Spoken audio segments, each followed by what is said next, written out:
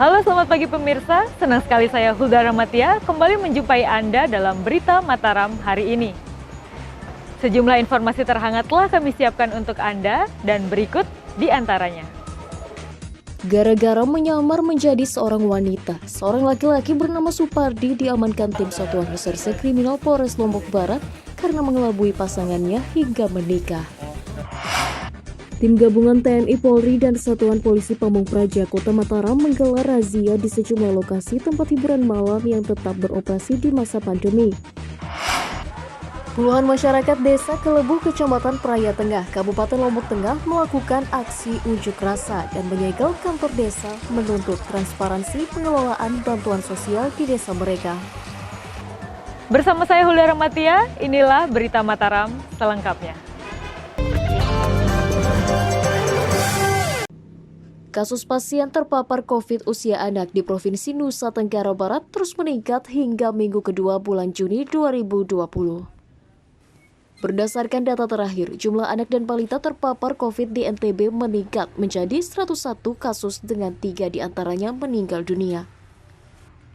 Tidak hanya peningkatan pada orang dewasa, jumlah pasien terpapar COVID-19 usia anak dan balita di Provinsi NTB terus meningkat hingga minggu kedua bulan Juni 2020.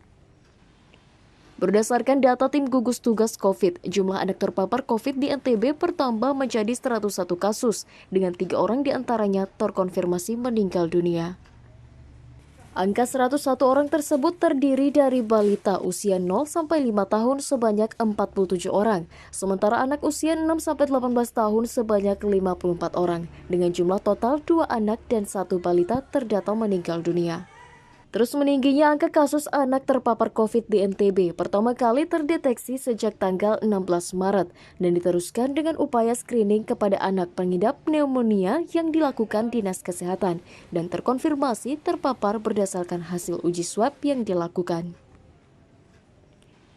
Berdasarkan penelusuran awal, tim gugus menyimpulkan penyebaran kasus anak terpapar COVID di NTB 40% berasal dari PDP, sementara sisanya sebanyak 60% tertular dari OTG dan ODP. Tingginya kasus anak terpapar COVID sendiri diduga karena masih rendahnya kesadaran orang tua terhadap standar protokol kesehatan yang diterapkan kepada anak di lingkungan mereka. Memang kasus pneumonia anak itu sebelum COVID memang cukup tinggi. Di Kota Mataram. Ya, nah ini yang memang kita akan mencari gitu ya, artinya di mana sumber-sumber lain gitu. Dan tentunya memang kita juga menghimbau agar supaya bapak ibu ini harus memperhatikan anak-anak, karena saya lihat juga masih juga banyak berkeliaran anak-anak kalau diajak pergi sama ibunya itu tidak pakai masker. Hingga hari ini, total jumlah kasus positif COVID-19 di NTB terkonfirmasi sebanyak 822 orang. 382 orang dinyatakan sembuh, 417 orang dalam perawatan, dan 23 orang meninggal dunia. Dari Kota Mataram, Hairul Amri, Tim Liputan, melaporkan. Sebanyak 3 unit pusat layanan kesehatan masyarakat di Kabupaten Lombok Timur ditutup oleh pemerintah daerah karena tenaga medisnya terpapar COVID-19. Selain menutup aktivitas layanan kesehatan, Pemda juga melakukan rapid test kepada seluruh tenaga kesehatan yang berada di 3 puskesmas tersebut. Setelah menutup 2 pusat layanan kesehatan sebelumnya, awal pekan ini pemerintah daerah Kabupaten Lombok Timur kembali menutup 1 unit puskesmas yang ada di Desa Batuyang, Kecamatan Pringgabaya. Penutupan aktivitas layanan kesehatan di puskesmas tersebut dilakukan Pemda menyusul ditemukannya sejumlah tenaga medis yang terpapar COVID berdasarkan hasil rapid test yang dilakukan. Berdasarkan data terakhir, jumlah puskesmas yang telah ditutup oleh pemerintah daerah berjumlah 3 unit, yakni Puskesmas Lenek, Puskesmas Selong, dan Puskesmas Batuyang. Saat ini tim gugus tugas penanganan COVID Kabupaten masih melakukan isolasi dan menunggu hasil swab para tenaga kesehatan sebelum memutuskan puskesmas akan kembali dibuka atau tidak. Sampai dengan hari ini ada 3 puskesmas Batuyang yang terbaru kemarin, kemudian Puskesmas Selong. Tapi untuk Puskesmas Selong mungkin besok sudah bisa dievaluasi untuk dibuka kembali, termasuk dengan Puskesmas Lenek sama dengan itu Sambaran Selong dia sudah cukup tenggang 14 hari. Besok akan dilakukan evaluasi oleh teman-teman dinas kesehatan untuk pembukaannya kembali. Selain melakukan penelusuran mendalam terpaparnya para tenaga medis, langkah preventif juga dilakukan pemerintah daerah dengan melakukan rapid test terpadu kepada seluruh tenaga kesehatan yang bertugas di seluruh puskesmas di Kabupaten Lombok Timur. Dari Kabupaten Lombok Timur, Muhtadun, Tim Liputan melaporkan.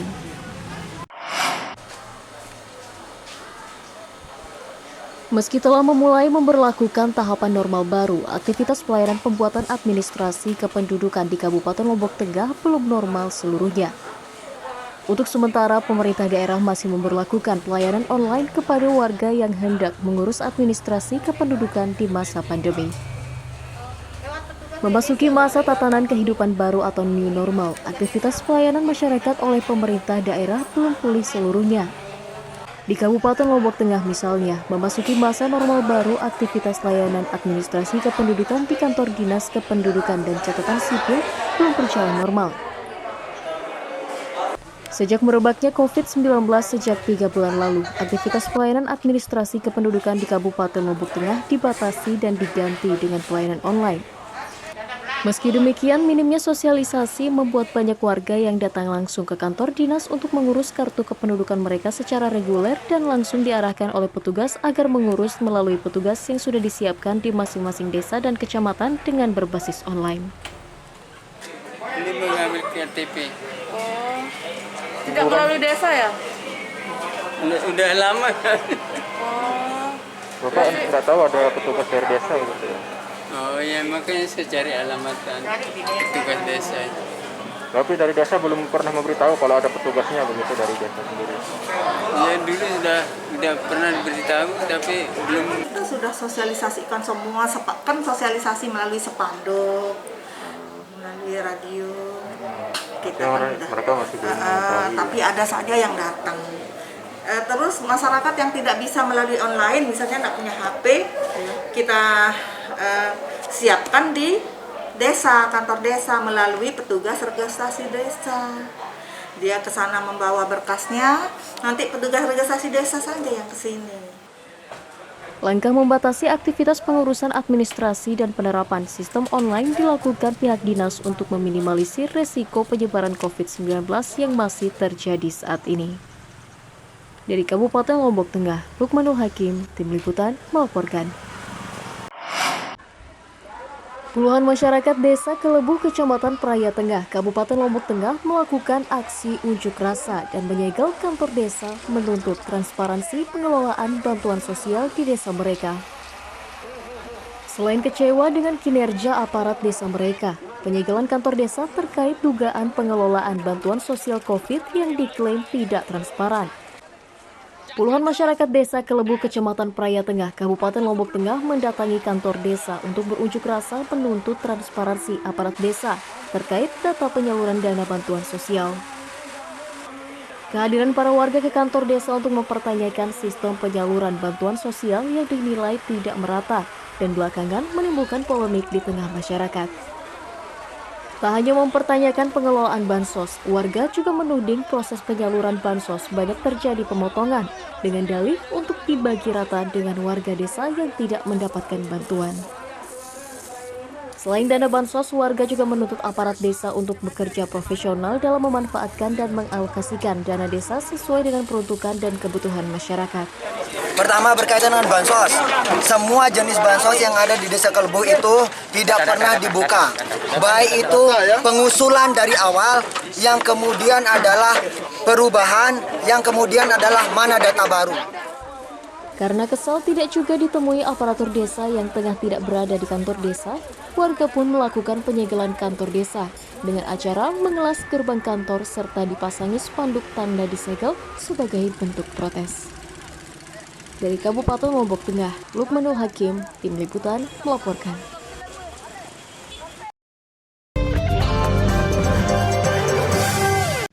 Dua orang pemuda diamankan tim Satuan Unit Reserse Kriminal Polsek Kediri, Kabupaten Lombok Barat karena nekat menjamret handphone milik warga di jalan raya.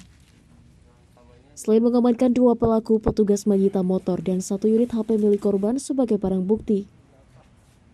2 orang pemuda masing-masing berinisial HN 20 tahun dan IM 20 tahun asal Desa Jembatan Kembar diamankan tim unit Reskrim Polsek Kediri bersama Resmo Polres Lombok Barat karena nekat menjamret.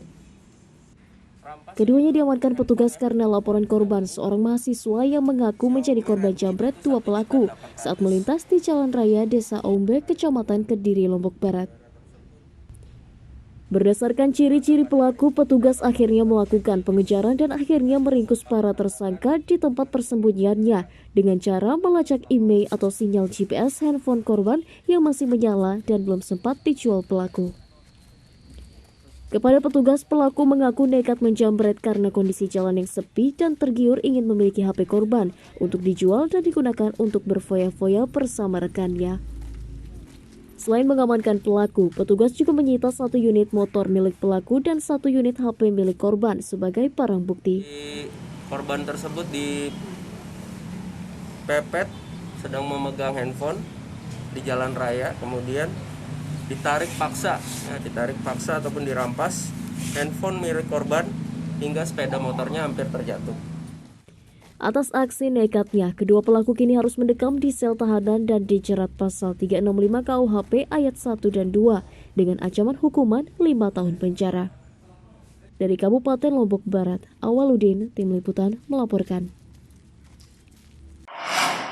Gara-gara menyamar menjadi seorang wanita, seorang laki-laki bernama Supardi diamankan tim Satuan Reserse Kriminal Polres Lombok Barat karena mengelabui pasangannya hingga menikah.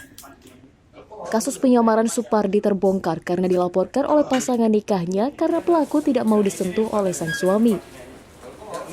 Kisah cinta perempuan bernama Mita asal Kota Mataram dengan pasangan laki-lakinya berinisial MH 31 tahun asal Gelogor Kediri Lombok Barat akhirnya kandas di hari ketiga pasca melangsungkan pernikahannya di depan penghulu. Betapa tidak, pasangan pria korban belakangan melaporkan perempuan yang dinikahinya karena diketahui ternyata seorang laki-laki tulen dan selama ini hanya menyamar menjadi perempuan berparas menggoda. Kasus tersebut terungkap karena sang suami MH melaporkan istri yang dinikahinya karena tidak mau disentuh dengan berdalih sedang datang bulan. Setelah dipaksa, alangkah terkejutnya sang suami karena yang dinikahi adalah seorang laki-laki yang menyamar menjadi perempuan cantik yang tidak diketahuinya setelah berpacaran selama 5 bulan lamanya. Petugas kepolisian langsung bergerak cepat mengamankan Mita yang bernama asli Supardi, 25 tahun, untuk mengantisipasi kemarahan warga yang kesal dengan ulahnya. Petugas menyatakan selain memalsukan penampilannya dengan tampilan seorang perempuan, Supardi alias Mita diduga juga memalsukan identitas dirinya dengan keterangan berjenis kelamin perempuan di KTP dan kartu keluarga saat mendaftar menikah. Seorang laki-laki yang datang melaporkan tindak pidana penipuan di mana yang bersangkutan telah menikahi orang yang diduga perempuan namun kenyataannya laki-laki. Dia tahu saya laki-laki tapi dia ngomong di sana di sini dia tidak tahu kalau saya laki-laki. Awalnya memang tidak tahu berarti. Awal ketemuan memang dia tidak tahu saya laki-laki. Di saat saya datang ke rumahnya saya dipaksa untuk bersetubuh dan saya ditelanjangi sama dia. Saat ini petugas memfokuskan penyelidikan di dugaan pemalsuan dokumen oleh Mita dan menjeratnya dengan pasal 378 KUHP tentang penipuan dengan ancaman hukuman minimal 4 tahun penjara. Dari Kabupaten Lombok Barat, Hairul Amri, Tim Liputan melaporkan. Tim gabungan TNI Polri dan Satuan Polisi Pamung Praja Kota Mataram menggelar razia di sejumlah lokasi tempat hiburan malam yang tetap beroperasi di masa pandemi. Dalam operasi tersebut, petugas memeriksa pengunjung dan menyita ratusan botol minuman keras yang dijual tanpa izin. Upaya mengantisipasi resiko penyebaran COVID terus dilakukan pemerintah Kota Mataram dengan menggelar operasi di sejumlah lokasi yang disinyalir rawan kerumunan warga.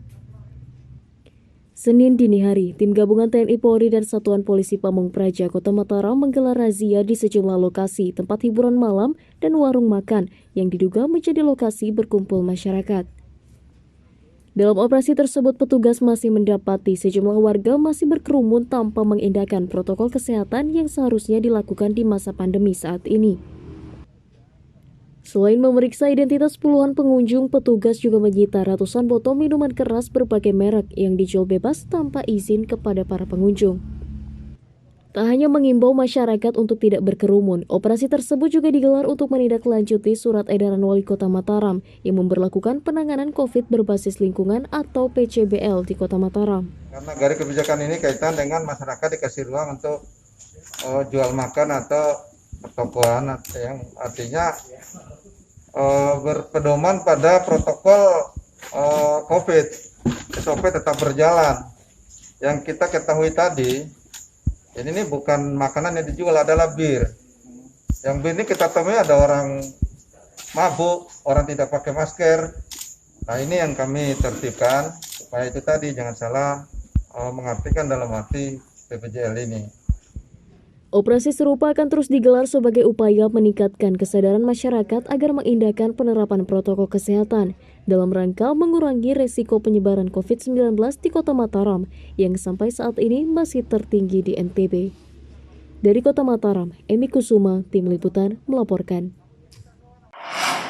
Sebanyak 8,9 miliar dana realisasi pembangunan rumah tahan gempa untuk warga terdampak di Kabupaten Lombok Timur belum dibayarkan oleh pemerintah pusat. Belum terrealisasinya dana RTG disebabkan belum diperpanjangnya kontrak fasilitator sejak dinyatakan selesai awal Maret lalu. Proses realisasi sisa anggaran pembangunan rumah tahan gempa untuk ratusan warga terdampak di Kabupaten Lombok Timur belum tuntas hingga saat ini. Berdasarkan informasi dari pemerintah daerah, saat ini total sisa dana anggaran pembangunan RTG sebesar 8,9 miliar belum dibayarkan oleh pemerintah pusat karena terkendala persoalan administrasi. Sedianya dana 8,9 miliar tersebut akan digunakan untuk tahapan proses pembangunan RTG bagi 400 keluarga korban gempa di sejumlah kecamatan di Lombok Timur. Belum cairnya sisa dana RTG disebabkan karena masa kontrak tenaga fasilitator yang memiliki wewenang mengelola dana sudah berakhir pada tanggal 5 Maret 2020 lalu dan belum ada perpanjangan hingga saat ini. Terkait hal tersebut, pemerintah daerah sendiri saat ini berinisiatif membentuk kembali tenaga fasilitator untuk mempercepat proses realisasi sisa anggaran RTG tersebut. Tanpa persetujuan fasilitator tidak akan bisa dana itu dipindahkan dari rekening pribadi, rekening Kokmas kepada rekening-rekening yang saya sebutkan tadi. Karena itulah perlu fasilitator ini. Apakah memang ada persyaratan yang tidak terpenuhi makanya fasilitator ini tidak menandatangani Pak Bupati? Bukan, karena mereka terbatas waktunya. Per tanggal 5 Maret mereka tidak diperpanjang. Oh iya. Tidak diperpanjang oleh pusat. Selain berkomitmen menuntaskan pembangunan RTG tepat waktu, pembentukan tim fasilitator di daerah juga diharapkan bisa menjadi solusi percepatan pencairan sisa anggaran dana rehab gempa dari pemerintah pusat. Dari Kabupaten Lombok Timur, Mutadun, Tim Liputan, melaporkan. Memasuki tahapan normal baru yang digulirkan pemerintah, aktivitas penyeberangan kapal melalui Pelabuhan Bangsal menuju kawasan 3 Gili kembali dibuka seperti biasa awal pekan ini. Sebagai tahapan awal, pengelola pelabuhan masih membatasi akses masuk kawasan Gili dan mengharuskan standar protokol kesehatan dan pemberlakuan rapid test bagi warga yang hendak berkunjung. Upaya pemerintah daerah untuk menormalkan kembali destinasi pariwisata pasca ditutup akibat dampak pandemi terus dilakukan di berbagai wilayah di NTB. Di Kabupaten Lombok Utara, sesuai dengan kesepakatan bersama, pemerintah daerah kembali membuka operasional Pelabuhan Bangsal menuju kawasan 3 Gili secara bertahap, memasuki masa normal baru. Dalam tahap awal, proses penormalan aktivitas penyeberangan dikhususkan bagi para karyawan hotel dan restoran, serta para pelaku wisata yang hendak memasuki kawasan Gili untuk membuka kembali usahanya. Sementara untuk warga atau wisatawan, pihak pelabuhan masih melakukan pembatasan dan mengharuskan syarat surat keterangan bebas COVID dan diharuskan mematuhi standar protokol kesehatan untuk memasuki kawasan Gili. Sebagai upaya penormalan kembali, pihak pengelola pelabuhan baru saja mengoperasikan 2 unit kapal angkutan dan masih membatasi operasional fast food untuk wisatawan. Untuk persiapan new normal dari kami, dari BP Pemenang, intinya siap mengamankan, siap melaksanakan arahan dari Satgas Covid Kabupaten Lombok Utara. Untuk sementara ini, untuk yang bisa menyeberang ke Gili, hanya bekerja saja untuk perbaikan properti yang ada di Giling. Meski telah membuka kembali lalu lintas penyeberangan, namun proses penormalan kembali yang dilakukan tetap akan mengikuti prosedur dan berada di bawah tim gugus tugas COVID-19 Kabupaten sebagai upaya tetap menjaga kondusivitas kawasan wisata dari dampak pandemi. Dari Kabupaten Lombok Utara, Ahmad Sonaji, Tim Liputan melaporkan. Ratusan pekerja migran asal Nusa Tenggara Barat terkonfirmasi telah kembali ke daerah sejak awal Mei hingga awal Juni 2020. Sebagian pekerja migran tersebut merupakan para anak buah kapal pesiar yang mengalami pemutusan kontrak kerja dari perusahaan akibat pandemi. Gelombang pemulangan para pekerja migran akibat dampak pandemi berlangsung di sejumlah daerah.